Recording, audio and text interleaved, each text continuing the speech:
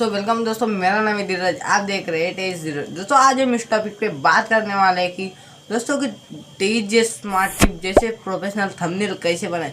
हाँ दोस्तों, आज हम इस टॉपिक पे बात करने वाले हैं। दोस्तों आज हम कोई भी इंट्रो नहीं लगाए हैं दोस्तों, और नाइट में वीडियो शूट कर रहा हूँ।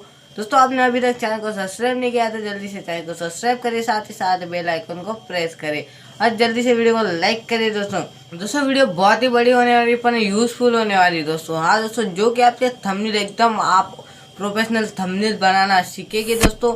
और दोस्तों जैसे कि सिर्फ जो आपकी ज़रूरत पड़ेगी, डिस्क्रिप्शन में उन ऐप की लिंक दी है, आप उधर जाके डाउनलोड कर लेना दोस्तों। सबसे पहला नाम है पिक्सआर्ट दोस्तों, और उसके बाद पिक्सल लैब। हाँ दोस्तों, उनकी लिंक डिस्क्रिप्शन में दी है दोस्तों। तो दोस्तों आपको फिक्स आर्ट ओपन कर लेना है, उसमें कटिंग करनी है।